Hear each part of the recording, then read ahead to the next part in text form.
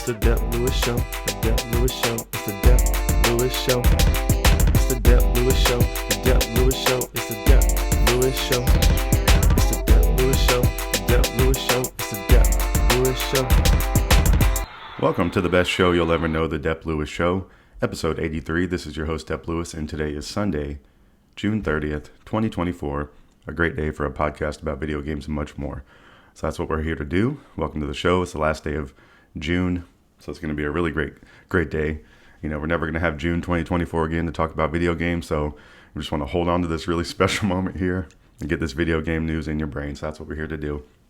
So I hope you're doing good out there in the world. It has been a very hot week in the world. It is the summertime. There are video games to play. There are sports to watch. So we got things to talk about. So just welcome once again. So if you like to help the show out more than just listening like you're doing right now, please follow Dep Lewis Show everywhere. Like, subscribe, rate, comment, review, turn on notifications, tell a friend, email any questions or feedback to DepLewisShow@gmail.com. You know, hopefully I just want people to listen to the show ultimately, but if you want to do any of these other things, that would be great. Full episodes of Dep Lewis Show available anywhere you can find a podcast. So places like Apple Podcasts, Spotify, Google, YouTube, Amazon Music, Patreon, and more. Clips are on YouTube and TikTok. Twitch.tv/DepLewisShow is a great place to follow. And then Patreon.com/DepLewisShow is the ultimate place to follow and gain access to exclusive content such as the Dep Lewis Freestyle Show. And that's just a great way to support the Dep Lewis Show in general on Patreon.com/DepLewisShow. So I will tell you more about this at the end of the podcast. So, you know, you're getting all the stuff here. You're getting the intro. You're going to get all this information. And hopefully have a great time along the way. And then you're going to get the Patreon information at the end. So, you know, what a Sunday morning here on June 30th, 2024. So, all right, let's get into it. So the show today, this is generally a video game podcast. So the first section, I'm going to tell you about what video games I've been playing since I've last talked to you on this microphone. And I'm tired of saying a handful. You know, that's something I like to go to too much, but I have some games that I've played. I've more than one, more than two. I have 3 or 4 games I want to tell you about that I've been playing. So I've been dipping and dabbling into some video games this week and having a good time. In the midsection of the show this week, like always, will be video game news, video game happenings, what's going on around the video game world. It is actually pretty light on video game news this week, but I want to tell you about 2 releases, and then I'm going to get into like a mid-year gaming check-in. So the sections of the show today are going to blend together a little bit because we're lacking in video game news. But I'm going to give you in the midsection a mid-year check-in of, you know, what games I played, what I'm looking forward to playing for the rest of the year, and what's like the big release calendar looking like. So we're just going to kind of get into some freestyle show sort of stuff there. We're going to scour the internet and talk about it together on the podcast. And the final section of the show is the Miscellaneous Talk section, where I can talk about anything I want to outside of the video game world. And today, as we always do, we're going to get into the worldwide world of sports in there and tell you about what's going on with all my favorite teams. And my favorite teams have been making me angry and very grumpy. So I think the initial anger is over on some of these team things. Well, it's a great day to talk about that. So I'm going to break down what's going on there too. So that's the plan. So welcome to the show. Hope you're doing great out there. I think I said that already, but I really do hope that. And let's get into it. So what video games have I been playing since I've last talked to you? This is one I've been playing for a couple weeks now. I am farther along in this game than I've ever been. This is not a new game. This is something I've tried multiple times, but I think I'm finally really, really hooked to it, and that's Stardew Valley. So I'm currently in Winter 2, and that was earlier in the week. And I wrote earlier in the week I was slowing down, and I said maybe I played too much at once, which is probably true. But I don't know if the slowing down part is true because I picked it back up later in the week. So my notes from earlier in the week say my farm is all set up to make money. I think I have around 50,000 gold, and I have a good bit of seeds in the stash. I said I could automate some more, so maybe that would be fun. But I think I mainly like farming in this game the most. So I think that's okay. You know, there's a million different things in this game you can do. So I feel like that's a little bit overwhelming. But in this run I've been playing, I've been mainly sticking to just farming and, you know, ending my day short if I want to, not really talking to people, just trying to get my farm going and make some money. And I finally kind of done that, but I still think there's things to improve and things I want to get on my farm. So I think there is there's a million carrots on the string with this game that I want to keep you going in different ways. So I think I did play this game a whole bunch at once because I really got hooked, but I need to continue playing this in whatever manner I'd like to. And I think I can have a lot of fun with it. So see how much money I can make and what my farm can end up looking like, and if I want to make any other upgrades. So that's kind of my plan. So let's see. Yeah, I'm interested a little bit in the community center stuff. There's some stuff around town, like to complete the main game. I saw some of that stuff from online. So I just got a notice from the wizard to come talk to him. So I think I need to do that. And that'll help me along with the community center portion. But so I think those are just basically you have to make these donations to fix some things up. So you need big chunks of change. And I was looking at some of those amounts and they're not insane from what I've been making, but I need to, it would deplete all my funds right now to upgrade one thing. So I need some more money. So I need to keep farming. Maybe I need to automate a little more, but my farm's in pretty good shape. So it's been really, really fun. So let's see here. So I'm on winter 2. I'm waiting on my gold pickaxe right now. So I've been upgrading my tools in the winter. I did that last winter. Last winter I really set up my farm in different ways. I built a lot of sprinklers. I chopped down a lot of trees. I organized my farm in the best manner I could, and I did some tool upgrading. But this winter I've been able to basically just upgrade my tools. So I'm about to have a gold pickaxe, and then I have a steel axe. I have a steel watering can, and I think I have one more. Well, maybe not. The watering can I just upgraded twice. That's going to be pretty useful. I haven't really got to use that yet, so I'm interested to see how many spaces that watering can will get. So most of my farm, I only have 3 patches. I have 3 patches that can hold up to 36 seeds in each one. So that is the extent of what I have to water each day. So I've been doing that with the single watering can, not too bad. All the rest of my stuff on the farm is automated. I just have to drop some seeds in there for some of them, and it's been a pretty good setup. So it's been nice. So I'll be going super efficient next spring with my new watering can. So I'm going to be excited about that. And the winter is really cool, though. I really do like the reprieve from the normal rotation in this game to have the winter. Everything's kind of blanked out. You have to find something else to do, or you can just sleep. So I've been doing a little bit of that through the winter, and it's been very fun. So let's see. This game is awesome. I need to keep playing at whatever pace I feel like, and it's such a good porch game. Yeah, I've been sitting on the porch playing this when it's not 9,000 degrees outside, and it's been really, really fun for that. The music is really wonderful. It's very relaxing. You can pause the game. It's very low intensity when you're playing this, but it's very fun. There's a lot of strategy, and you can kind of do it with it whatever you want. So Stardew Valley is an amazing game.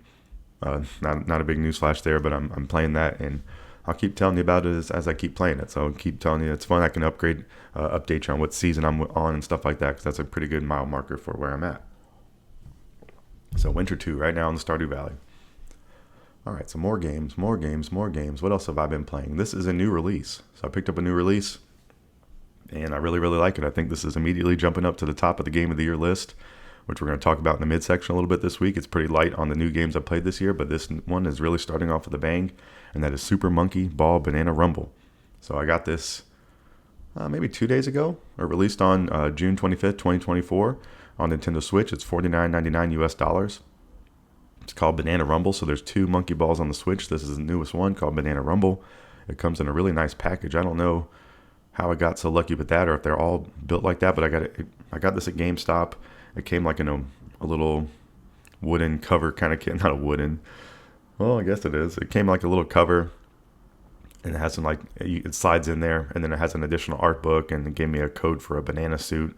Just a really cool package. It has an alternate cover, so you can flip the cover if you'd like to. So just generally don't see that kind of attention to detail with these Switch game packages, but that was really nice, and it was no extra cost or anything like that. So pretty great value, I would say. And the monkeys are monkeying around. So in this game, you can drop into online multiplayer for up to 16 players, or local multiplayer for up to 4 players. You can also rally up to 3 of your friends and slip into a wonderfully crafted story and adventure mode as I believe that's the monkey's name, AI, and the gang journey to seek out 7 mysterious artifacts that are said to be the key to locating the legendary banana in 200 all new stages. So that's the main thing I've been going for in this, is trying to play through the stages. They have a story mode where you're going to clear the stages, and then they also have a time attack mode, which I just got into last night. And my overall thoughts on this are the gameplay is amazing. I think the main thing you want to do when you boot this game up is go into the settings and turn the camera controls. There's one setting down at the bottom of the control option list, and it says turn all camera settings to fast, and I would recommend doing that. I think I heard that from Logan Plant on Nintendo Voice Chat, and I did it from the jump, and it really, I think the controls in this game are amazing. So I think if anyone has any control complaints for this game, that might be a helpful tip to go change that setting to make the camera go fast. And so the controls in this game feel really amazing. I think that's one of the early things I've been noticing. I've never played Monkey Ball. I don't think so. Maybe once back on the GameCube, but I really don't have any memory of that. Definitely never owned it. But looking at the footage of this was something I knew it would be right up my alley. It's a platformer. It's precision. It takes some flow. Has a little bit of like driving kind of mechanics to it and the way you're moving. So I like that about it too. And it's really, really fun. And it's easy to retry the stage. It's easy to right after you die, you can get right back into the action. The levels are really short and quick, and there's a few longer levels I've encountered so far, and those are pretty tough. So, and there's some challenge here. So I think there's a lot going on here with the monkey ball that's really, really fun. So let's see what else I have to say about it. I wrote, show off your style. This is their talk. You can show off your style, customize your character in Monkey Ball with over 300 stylish items to choose from. So there are different characters you can use, and they have different attributes.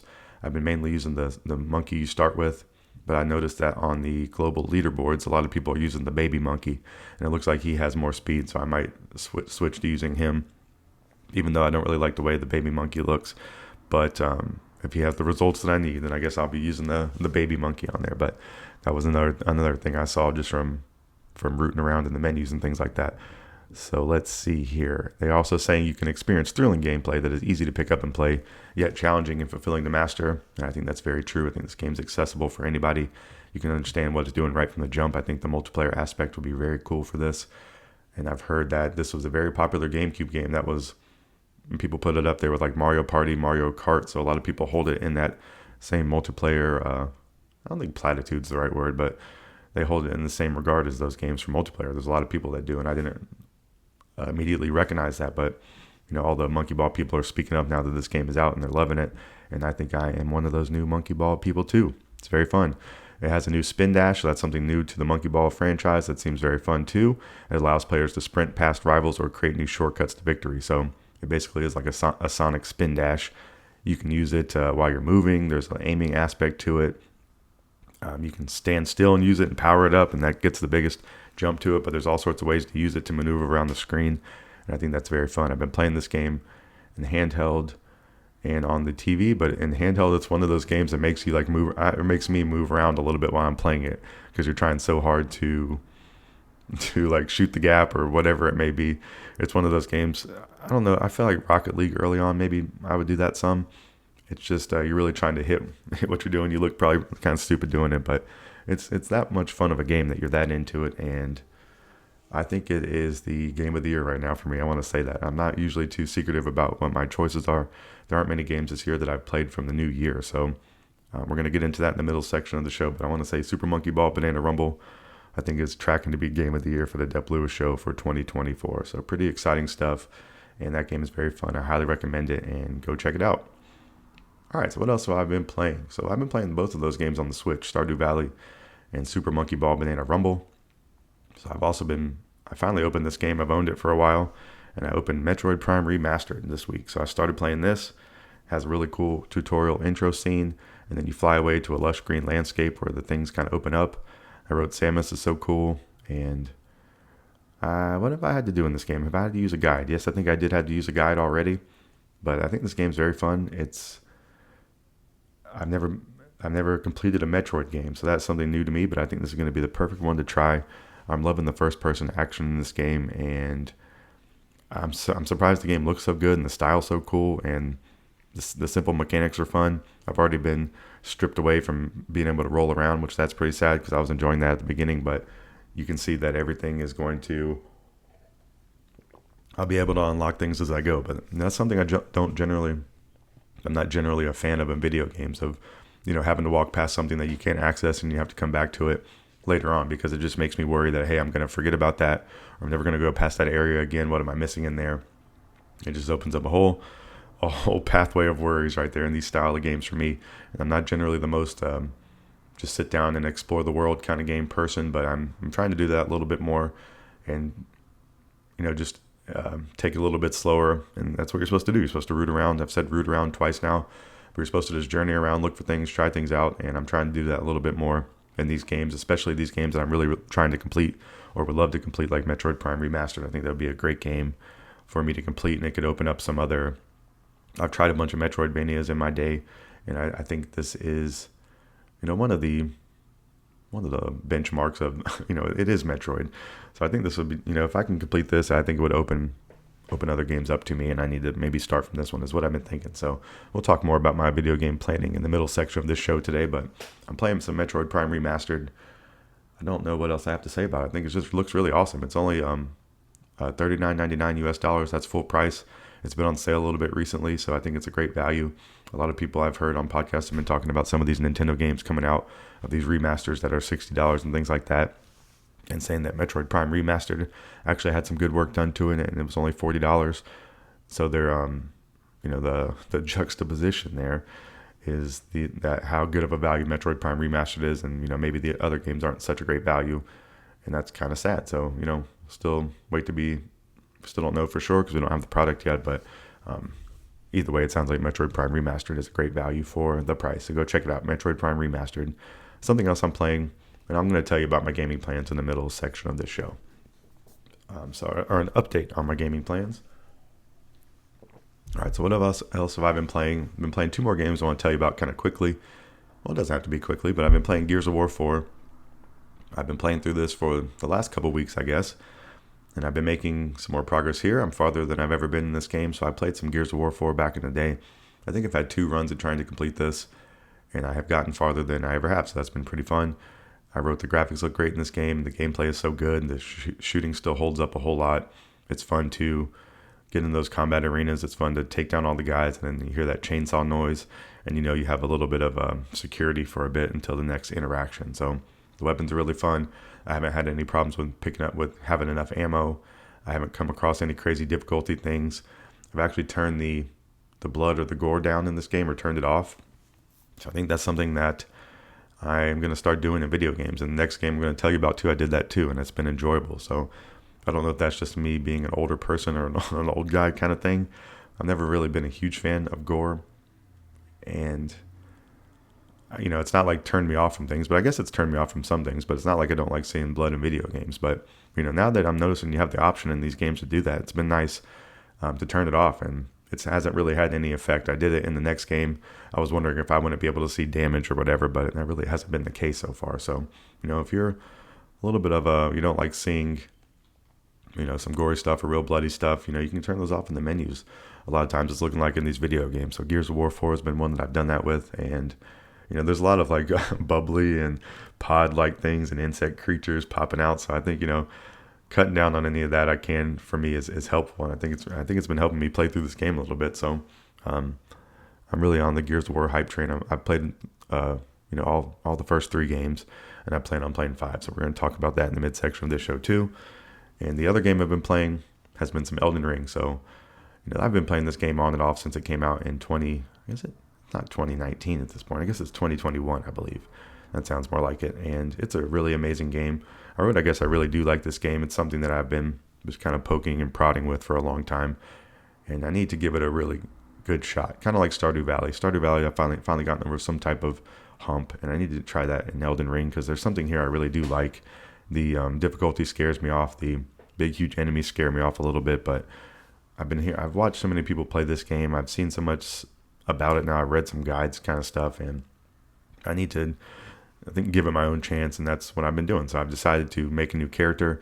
I was going pretty hard with an astrologer using just magic, and I think I need to switch it up to something even more basic. So I made a vagabond. So I'm trying to be a swordsman and just try not to master the basic gameplay, but kind of master the basic gameplay first before getting into some other things. So I want to be able to, fight around the world with my sword or my long sword or whatever it may be, and feel comfortable. And I think that'll help me to try some other play styles or maybe pick my astrologer back up in the future. But I'm playing some Elden Ring. I've watched people stringing the new Shadow of the Erdtree DLC. I have no intentions of picking that up because I'm so far away. I think I heard something that said you need to play around 30 hours to complete a certain thing to, even think about the DLC. So I'm going to be way far away from any of that. I'm going to take it super slow. I'm just going to try to level up my character, try to get some items that are recommended to me for like a certain build. And that's going to be my main plan. So I've been looking to the internet a little bit for guidance in this. All the early stuff I pretty much have a handle on, so I'm just trying to go through those things myself again. Starting a new file. I think I'm an hour or 2 in. I think on my most recent astrologer, I was maybe 10 or 11 hours in. So I'm just going to do some exploring. I'm going to keep it a little more focused and try to complete some certain areas and just kind of take it piece by piece, I think is my plan with the Elden Ring. But I'll definitely keep you updated on this show. And love some Elden Ring, so go check it out. The new DLC is out now, but be cautious. You can't just buy it and play it. Or I think you can, but I think you'll get, I don't know, but check it out. I don't know 100% about that. I think it's just highly recommended that you're at a certain point, but I'm not sure. But Elden Ring's a really cool game. So let's see. Those are all the games I've been playing in my rotation this past week. My gaming plans, I talk about this at the end of this section every week. It's the year of the RPG on the Dep Lewis Show. I have not played any RPGs the past week, so that's interesting. But my main RPG I'm trying to finish right now is Final Fantasy VII Remake, and then I want to play Final Fantasy VII Rebirth. And then I'm trying to complete Super Mario RPG, which I'm close to finishing that as well. And then to Paper Mario, the Thousand Year Door Remake. So I need to make some sort of a priority to finish those games because they're both I'm like probably 90% of the way through both of those games. And I need to finish them out so I can move on to some new games because I haven't played too much from the new year. I've bought some games and just haven't, gotten around to playing them yet. So we're going to talk about more of that in the midsection, but it's the year of the RPG on the Dep Lewis Show. I just want to keep reminding you of that. It's just kind of an overall focus on the year to think about RPGs a little more, try them out, play them, hopefully try to complete them, and that's the overall gist. So last year was the year of survival horror. This year is the year of the RPG. And, next year, we don't know what year it'll be. It might be, a year of something, the year of baseball on the Dep Lewis Show or something, but I don't know if that's true. It's always the baseball year on the Dep Lewis Show, but who knows? All right, so that's going to wrap up the first section of this show. We talked about all the video games I've been playing. So I've been playing some Stardew Valley. I've been playing some Super Monkey Ball Banana Rumble, which is a new release. I've played some Metroid Prime Remastered. I'm making my way through Gears of War 4, so I'm farther there than I've ever been. I've started a new file on Elden Ring, so I'm just trying out something new there. Not like I've completed Elden Ring, so I don't want to make it sound like that, but I'm a new character once again, and we talked about it being the year of the RPG on the Dep Lewis Show. So that's going to wrap up the first section of the Dep Lewis Show, episode 83 of what I've been playing. We're going to take a quick break. You're going to hear some lovely break music, and then we're going to come back from the midsection of this show this week, where I tell you about what's going on around the video game world. So I'm going to tell you about a couple releases, and I'm actually going to tell you about my video game mid-year check-in, what games I've been playing, what games I'm looking forward to. So it's a little bit of a calendar check-in for video gaming for 2024. So, we're going to take a quick break and then come back for the midsection after this music.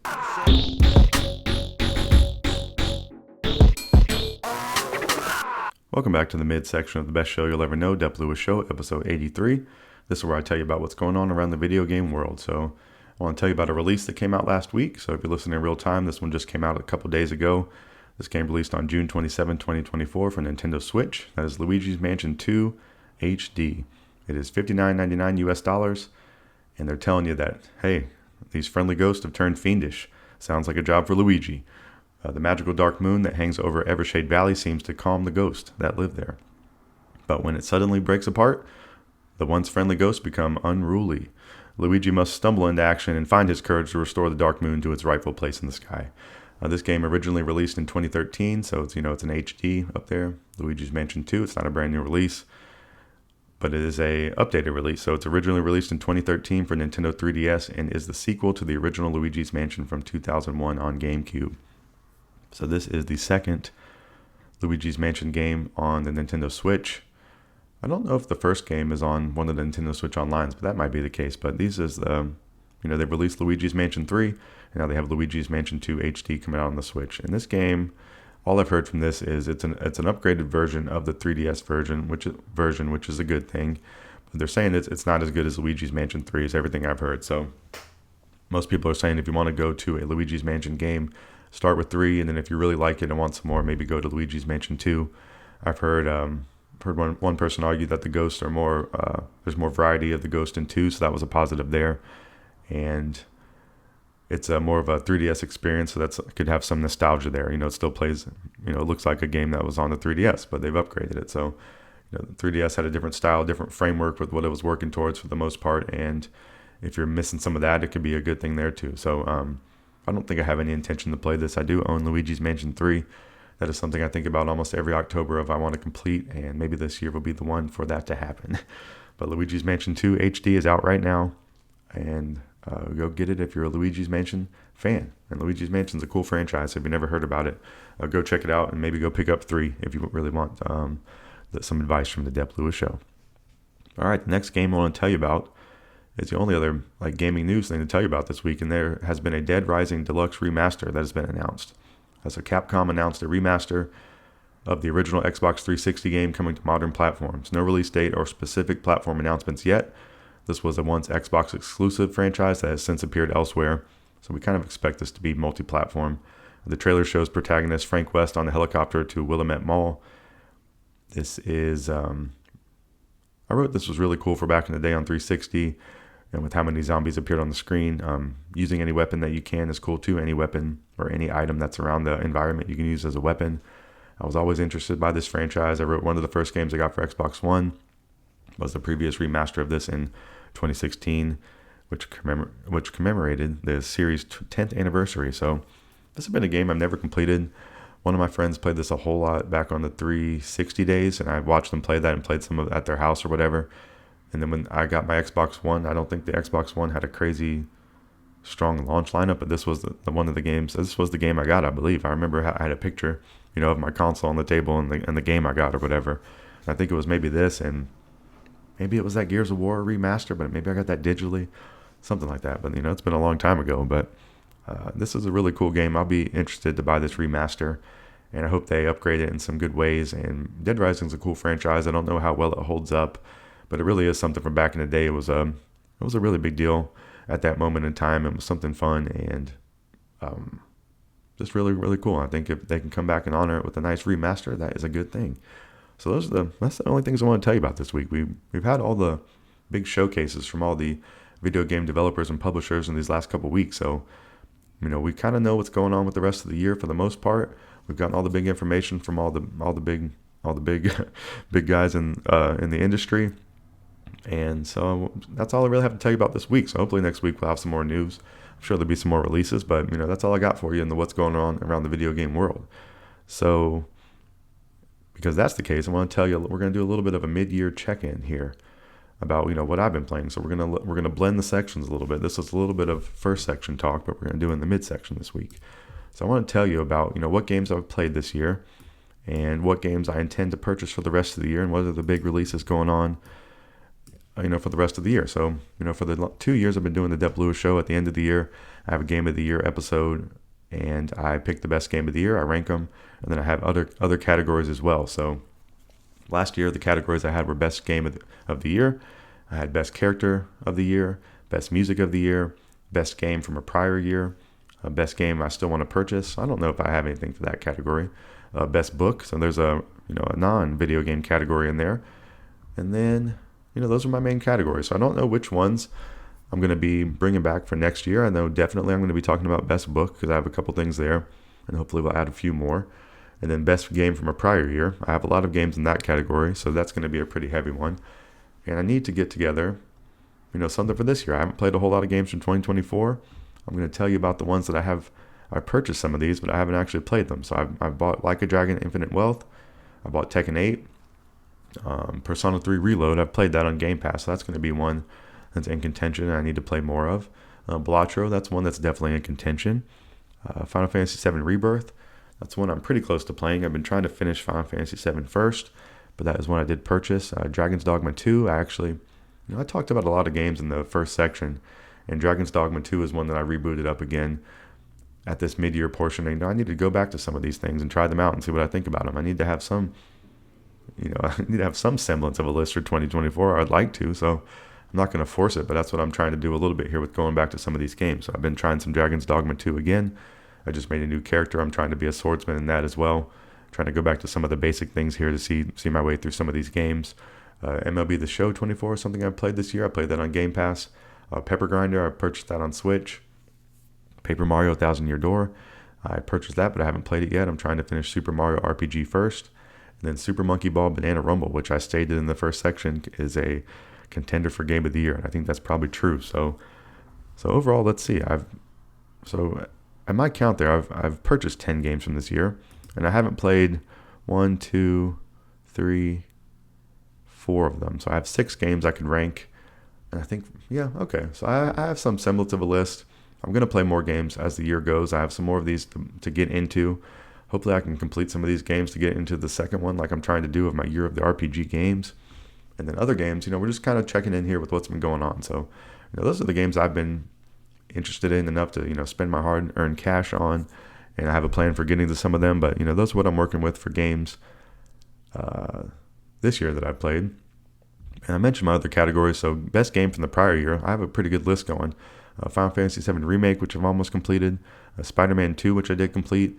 Forza Motorsport, which I did complete. NBA 2K24, I got really into that at the beginning of the year. Mario Kart 8 Deluxe, same with that as well.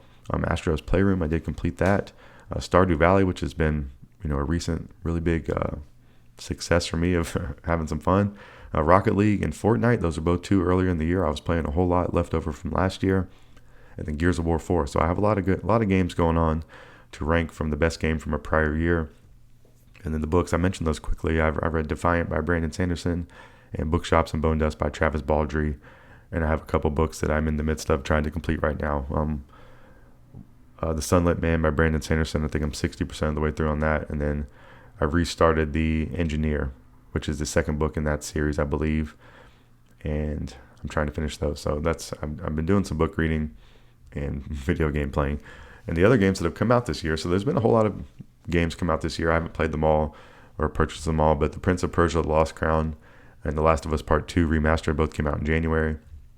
Helldivers 2 and Mario vs. Donkey Kong both came out in February. Helldivers 2 was a very, very popular game. March, we saw a bunch of releases. We saw Unicorn Overlord. We saw Princess Peach Showtime, Rise of the Ronin, South Park Snow Day. April, we got to Sandland and Stellar Blade.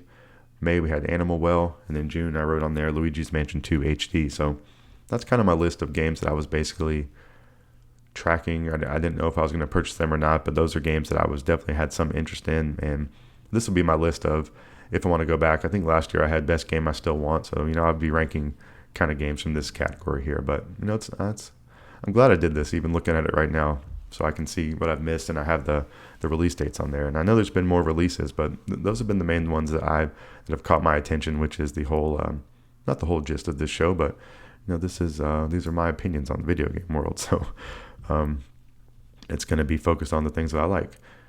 All right, so those have been the games that I've played. So what's coming out for the rest of the year is what I want to talk about a little bit here and tell you about what's coming out. And then I want to tell you about my overall thoughts on how I'm going to tackle these games. If you listen to this show, I like to sometimes say, hey, these are the games I'm going to complete, and then I don't complete them when I complete some other game. So I'm definitely tackling these things at my own pace, which is fine. That's, this is a video gaming hobby. It's something you can do, but I do like to have a little bit of structure here to keep me focused. And I want to complete some games. That's something I'm not generally good at, so I think I need to do some of these things to help me complete them. And that is kind of what I'm getting at here. And it's just kind of fun to talk about these games and have a plan for them. That's something else I enjoy doing. So we're gonna kind of do that together here on this section of the podcast. So what's coming out for the rest of the year? Let's talk about those. So this is kind of like the other list. These are games. I'm not mentioning every game that's coming out for the rest of the year, but these are ones that I have my eye on. So I have I'm definitely going to purchase some of these, and then some of these games I want to hear the reception to them, and then some I'm just going to keep my eye on and maybe purchase in the future. But these are in order of release dates, so let's just kind of read through them real quick. EA Sports College Football 25 comes out July 19th, 2024. Astrobot said, all right, I'm going to talk about them as I go. So college football is something that I definitely played back in the day.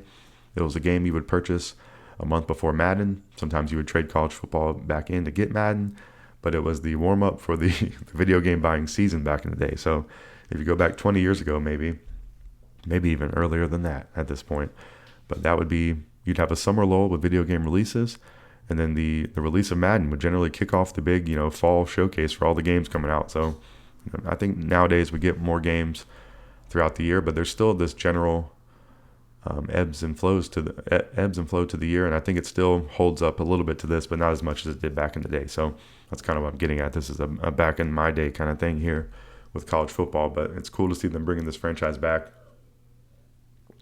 I know a lot of people young and old are going to be excited to play college football, so I hope they can execute with a good game. I think friend of the show, King Tut, is going to be buying this game, and he said he wants to make a player and work his way through college football greatness and win a bunch of Heismans. And I don't know if anybody else I know is going to buy this, but this is definitely on my radar too as a possible purchase. I kind of want to hear about it and see if I'll get into it. But I'm trying to complete some story games over here. I don't know if I need to get sidetracked, but I'm down to get sidetracked. But so EA Sports College Football comes out July 19, 2024. All right, the next game is Astrobot. That comes out September 6, 2024. I've actually already pre-ordered this, so I've already put down my cash to play some. I've already put down my cash and say, hey, when Astrobot comes out, send it to me. So this game is coming out September 6th. I just played Astro's Playroom on the PS5, a month ago. Completed that. I loved it. This was the best announcement from that Sony showcase, and I can't wait. I think this is my most anticipated game for the rest of the year. I'm prepared for Astrobot to be one of my favorite games of all time.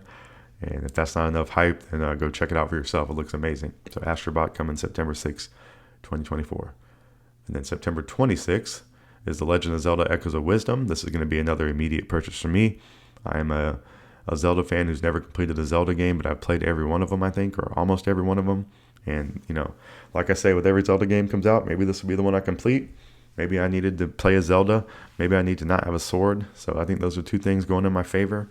Maybe it's mashing up enough of the 2D world with the Breath of the Wild and Tears of the Kingdom style stuff that I like. And it's going to be the perfect mash of things, and I'm going to love the heck out of it. And I'm hoping so on September 26th, The Legend of Zelda Echoes of Wisdom. So there's two right there that I'm definitely purchasing, and I have plans to just play those immediately when they come out. So another game, Dragon Ball Sparking Zero, something I'm interested in, October 8th, 2024. Super Mario Party Jamboree, 10/17/2024, Brick Squad Day. That's something I'm interested in. If any of my friends want to pick that up, I probably will as well. It looks like a pretty great Super Mario Party game, and something would be cool to have in the rotation. Maybe play, once a month or every other month and get some people together. I think it would be a good enough value to pick it up for that reason. So I'm kind of hoping that can be a good game in my video game mix. Dragon Ball, I mentioned Dragon Ball Sparking Zero. I have some interest in that. I want to see what the reception is to it, and I just don't know I don't know if I'm playing fighting games right now in my video game lifestyle. So I've picked some fighting games up. Did I mention Tekken 8? Yeah, Tekken 8. I have Street Fighter 6. I just never really got into them, so I don't know if it's just not the right timing for me or what. But so I'm approaching fighting games purchases with a little bit of caution right now. Going down the list, so then we talked about Super Mario Party Jamboree, and then Call of Duty Black Ops 6 comes on October 25th, 2024. So I've been a Call of Duty fan for a long time. Haven't been a consistent player of these games in a long time now as well. So this game I think would have to come out to some pretty good reception to get me to pick it up or have some friends get into it. So I guess there's a few of those kind of games here that are a little that really get made by, or in my part, it might not be something I play on my own, but if some people I know pick it up and get into it too, it's definitely worth the purchase. So that's in that category as well. Call of Duty Black Ops 6 on October 25th, 2024. And then we move into November. The two November releases I'm tracking are Mario and Luigi Brothership on November 7th, 2024. So that is the newest entry in the Mario and Luigi franchise, which has been normally on the 3DS. And I've been playing some Mario RPGs. I'm playing Super Mario RPG, and then I'm trying to play Paper Mario Thousand Year Door. And I think if I can complete those two, I'm going to want to pick up Mario and Luigi Brothership on November 7th, 2024.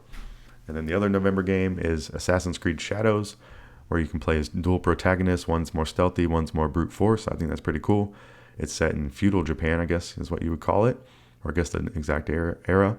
And then that releases on November 12th, 2024. So that's a maybe for me. I think there's a lot of things there, kind of like Call of Duty. I've been a fan for a long time, and I haven't been a fan for a long time with how long these franchises have been out and how many releases of these franchises I've played. And so they haven't been hitting for me recently, but I'm still interested and willing to check it out, or willing to see what's going on with it. So that's kind of my overall thoughts on those. So those are all the games that have firm release dates that I'm looking towards. So one for July. There's 2 in September that I'm both definitely purchasing. There's 3 in October. I don't think any of those are definite purchases. And then 2 in November. Neither one of those are definite purchases either. I would probably like to pick up Mario and Luigi Brothership and add it to my collection and try to put it in my RPG list. So we're going to get into my list of what I'm trying to complete in just a few. But the rest of these games are games I'm tracking games I would most likely, well, I'm going to tell you what I would, if I would play them day one. I think a lot of these are day one plays for me, but they don't have release dates yet. But I think all of these games are slated to come out either later this year or next year. I think that's the case for these. So I'm going to just tell you this list. This is basically a list of games that have been confirmed. They don't have release dates. They are coming out in the general near future, next year or two, or I guess some of these could get pushed back, but who knows. The first one, Dragon Age The Veilguard. That's the one that got the name change recently from Dreadwolf. This is not a definite day one purchase, but it's up there like 80%. I'll be looking at it and interested to see what's going on with the new Dragon Age. Gears of War E-Day, that's a definite day one play for me. I've been backlogging, trying to complete the Gears of War. I've played all 3 of them. I played the first trilogy back in the day, and I've been playing through 4. I want to play 5 after, so we're going to talk about my gaming plans more in a minute. But Gears of War E-Day is a definite day one play. Metroid Prime 4 Beyond, that's a contingent day one play if I can beat some Metroid Prime Remastered. So we're going to talk about that more in a minute, but definitely one I'm tracking. That just got the Beyond title just got added to that, so that's pretty exciting. The other games I'm tracking, Marvel's Wolverine. That'll be one I want to play on day one. I think Insomniac's developing that. It's coming out on the PS5. I think we're a couple years away, but I love the Insomniac superhero game, so that'll be a day one play for me. Monster Hunter Wilds, that's another like 80% one. The game looks amazing. It's really kind of sold me on the trailers and things like that. I've never gotten into a Monster Hunter game. I played one of them and enjoyed my time with it, but I didn't play. I maybe played 20 hours, but this is definitely looks like a reason to have a next-gen console or be playing on a beefy PC, and I think I could be interested in that. Perfect Dark, another game that showed off really well in that Xbox showcase. These next games are all in that category. Perfect Dark, Avowed, and Fable. No firm release dates, but they're all showed off in that Xbox showcase. Avowed's the new Obsidian RPG. Perfect Dark I don't really have any history with, but I know it's really revered and loved, and I think that trailer was amazing. Fable is a franchise I have a lot of love for, and I really like from back in the day, and I've completed some of those, so that's impressive as far as my gaming habits go. So I'm excited for that next Fable. So those are all coming out, no firm release dates there. And then Death Stranding 2 on the beach, no release date there, but that trailer for that and all the footage I've seen of that looks really amazing. I do own Death Stranding 1. I picked it up after seeing that trailer, but I haven't opened it or played it yet. So I don't know if I'm going to. I should maybe think about it, but Death Stranding 2 looks amazing and something I have a whole lot of interest in. And then Grand Theft Auto 6, I think that comes out next year. That's a day one purchase for me. I love the Grand Theft Auto games, and I will not be the only one. I'm excited for that. So those are all the games that I have on my little list here of things I'm tracking. So I think those are all, about half of those games actually have a release date, and half of them don't. But I think they're slated to come out in the next year or two. So all things that I'm looking forward to talking about. So just wanted to keep you up to date with, what I'm interested in. And these are a lot of games a lot of people are interested in. So a little bit of a mid-year check-in with what's going on with the video games.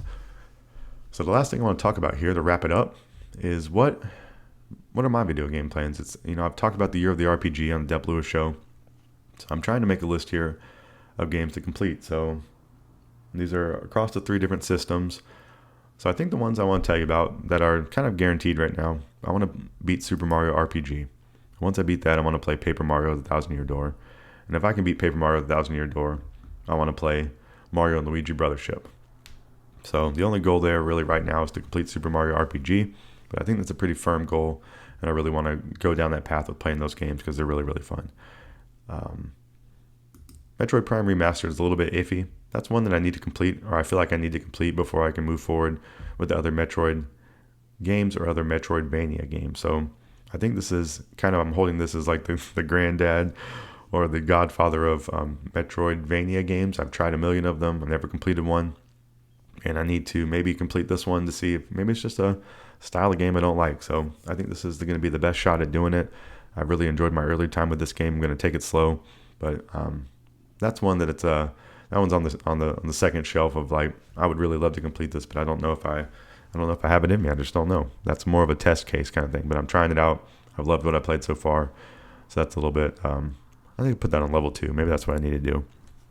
This next one is one that's kind of a definite. I'm trying to complete Gears of War 4, and then I want to go into Gears of War 5. So those are 2 things I'm holding pretty stout to because I want to play Gears of War E-Day, and I think it's proper that I play these 2.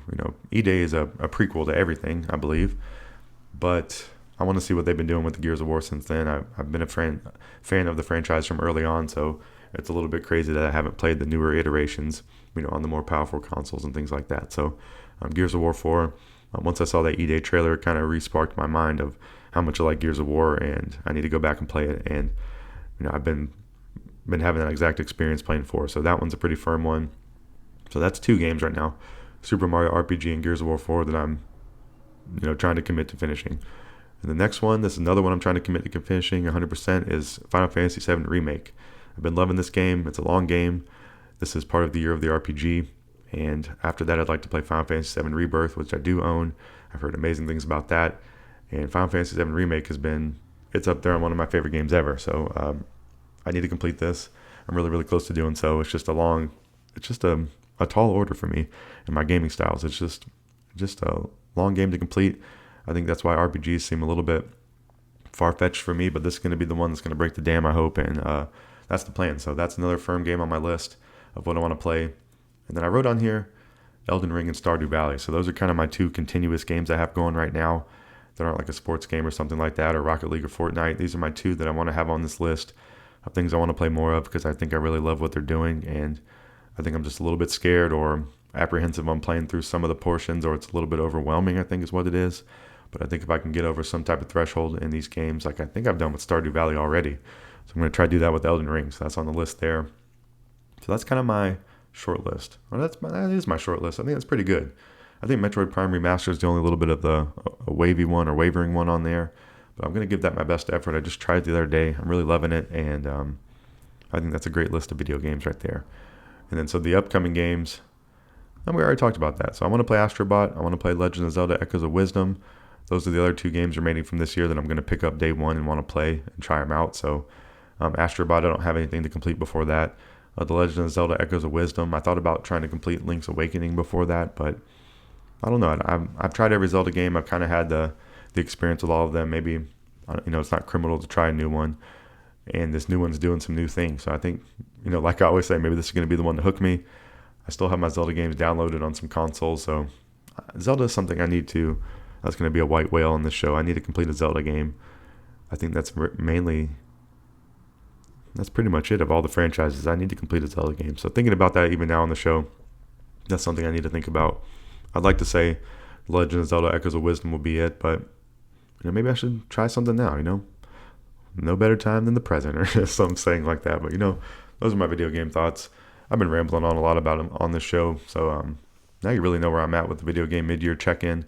I'm going to have some games to rank by the end of the year. I'm going to play some more new games by the end of the year. I'm going to dip back into some more games from this year, and that is the plan. And I'll be here to tell you about them every week on the Dep Lewis Show. So that's going to wrap up this mid-section of the show this week. I told you about the release of Luigi's Mansion 2 HD. I told you about the announcement of Dead Rising Deluxe Remaster.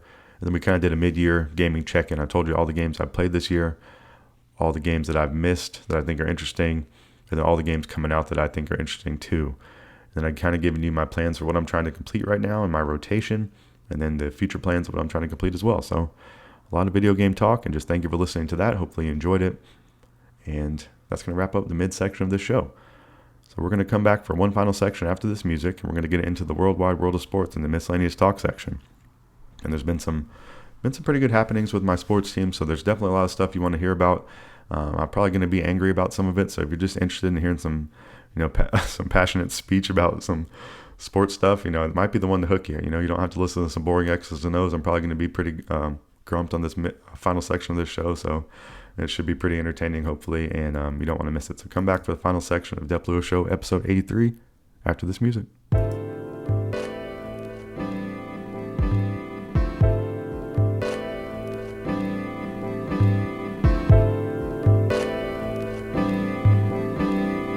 Welcome back to the final section of Dep Lewis Show, episode 83. This is the miscellaneous talk section where I can talk about anything I want to outside of the video game world. So today I just want to get into the worldwide world of sports as I usually do and tell you about what's going on with all my favorite teams. So I feel like my teams are making some bonehead moves this week, so it should be a good miscellaneous talk section. Let's start with the Carolina Panthers, just to mention nothing going on with them. They're not grinding my gears at the moment. I'm just waiting on the new season. They opened the season at New Orleans, September 8th, 2024. So that's one day after Astrobot, I believe it was, 1 p.m. on Fox. So just want to bring that up. That's coming pretty soon. we're almost to July. It's in, final day of June right now. And, a couple months away. We'll be seeing some football. Pretty exciting. All right, so let's get into some basketball talk. So the NBA draft just took place. I am a pseudo Charlotte Hornets fan. I live in North Carolina, so I'm able to go to some games. So I've started following them a little bit. So not my favorite NBA team, but they are, something I follow now. They just had the 6th pick in the upcoming draft. It took place Wednesday, June 26, 2024. They took a 6'9" forward from France. His last name is Saloon, Salun, I believe is maybe how you say it. So I don't know. I think it's, I don't know anything about Saloon. Hopefully it's a good pick. Hopefully it's a good big wing player to mix in with the guys. And they're a pretty fun team to watch. I don't know how high of hopes I have for the Hornets, but they've been doing some good things recently. And Brandon Miller was a great pick from last year, and he's been really, really fun to watch too. So hopefully LaMelo can be healthy and Brandon Miller can keep progressing and really ball out and include this new forward from France in the mix. The Hornets have also released Seth Curry to save some cash, and they released JT Thor, I guess maybe to save some cash or maybe performance-based. I'm not sure. I saw a bunch of articles today when I was looking up the Hornets. They said they intend to keep Miles Bridges. I think they have to pay him something decent. I think they're willing to do so, but I don't know if he's shopping or what the deal is there. But that was all the Hornets news I saw. But my favorite NBA team is the Atlanta Hawks. They had the first pick in the upcoming draft that just took place. In the upcoming draft? I don't know why I said that. They had the first pick in the draft that just took place. They took Zachary Risacher, I believe is how you say his name. He's another 6'9" forward from France. The French players were really, really dominant in this draft coming in the league, and hopefully going to be doing some great things. So no problems there. Hawks took the first pick. I don't really know too much about Risacher, but I think it's Risacher. But hopefully he's going to have some success with the Hawks. But the Hawks have done something that we knew was going to happen. We've been on Trae Young or DeJounte Murray trade watch for months now, and they have traded DeJounte Murray to the Pelicans for 2 first-round picks, Larry Nance Jr., E.J. Liddell, and Dyson Daniels. So pretty sad day. Everybody on the internet talking about the DeJounte Murray experiment's over, and I was really mad at it being called an experiment, because that really kind of just negates everything they've done, but I guess they haven't really done too much. And I guess it was an experiment of putting the 2 guards together, but, why is that such an experiment? They're 2 seemingly good players. I think this is more just poor management on the Hawks is what I'm getting at. I don't really put this all on the players. I think they've had a weird mix of players. I think they've been non-committal on players for a long time, and I think they just did the same thing with DeJounte Murray. I think we just saw the John Collins thing that took the place over 5 years or whatever it was, of thinking of watching for John Collins to get traded. They've done that now with Murray over 2 years. So, quick to, I don't know. It just doesn't make a whole lot of sense. They got 2 first-round picks. They got Larry Nance Jr., E.J. Liddell, and Dyson Daniels. 2 first-round picks is nice. The Hawks are low on picks, but, they haven't been doing so great with their picks. They just traded A.J. Griffin, which was their top pick from 2 years ago. So, I don't know. They've had some other lucks with picks, like Jalen Johnson and things like that. But the Hawks, I don't know what they're doing. So they're not obviously keeping Trae, but I don't get it. DeJounte was on a good deal. I guess he was going to want to get paid after this year, but, why not play it out and build the team around good players? I don't know why you ship out a good player and not bring back a good player in return. So I don't know what the Hawks are doing. They're going to just run it back with Trae Young. I did hear the argument ever since Murray got on the team, they've been worse, and that's true. But I don't know if that, I don't know. I think you can figure it out. I don't know. It makes you think none of these guys can play with Trae. Like, do they not like him? Does he not like them? There's been a lot of coaches fired. John Collins was man number 2. They got him out of town. Murray was man number 2. They got him out of town. Is it that thing? I would like to think not, and it's really just all speculation. But, what is it with the Hawks? If that's the case, it would make you think, like, why not keep Murray and ship Trae out and do the same thing? If these guys if he doesn't like working with them, or they don't like working with him, kind of thing. I don't know. I don't know if that's the case, and I'm a Trae Young fan, but if it's not helping overall progress for the team, you got to make these decisions. And if they're making opposite decisions, it makes you think about what they should have done. So I don't know. DeJounte Murray plays hard. Everyone likes this. They brought him in for his defense, and he didn't play such as good defense over the 2 years. But I don't know. He's a good player. DeJounte Murray is a good player. He's going to the Pelicans. And they're having a pretty good-looking squad right now. If Zion can stay healthy, they'll be pretty dangerous with DeJounte, Ingram, and Zion. And I think they have even more players on that squad than that. So Hawks have not improved.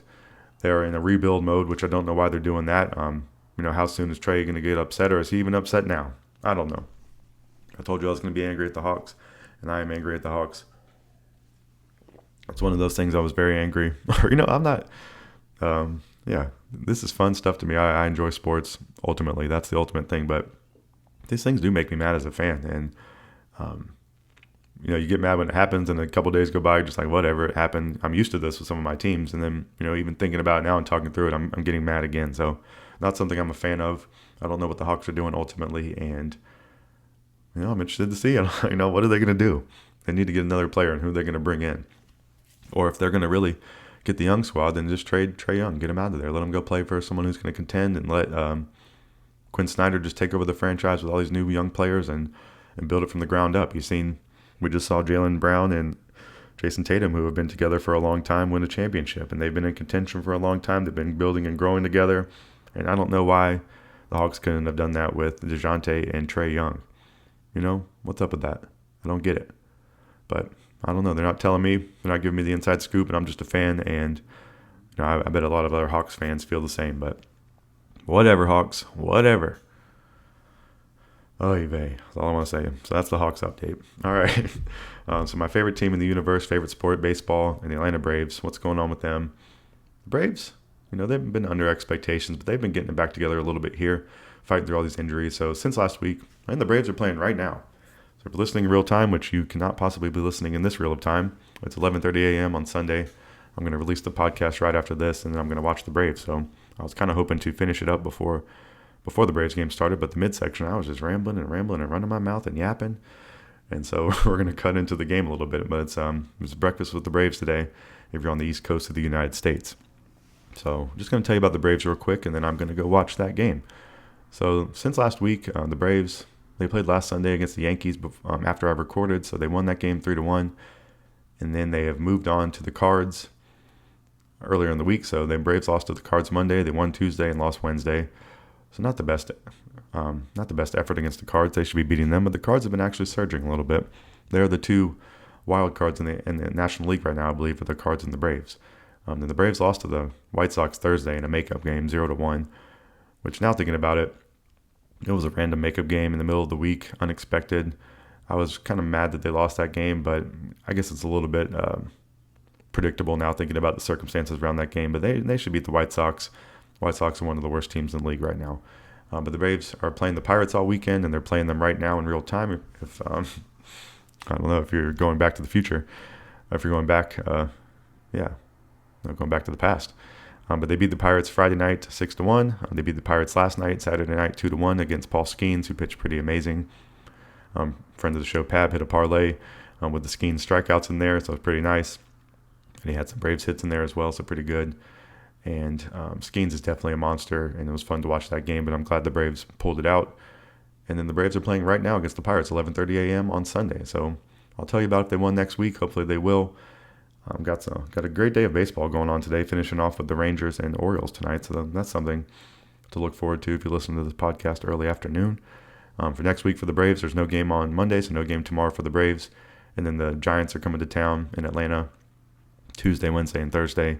And then the Phillies come to town in Atlanta Friday through Sunday. So let's see.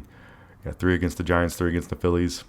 I hope they get win 4 of those would be my hope. So, go Braves.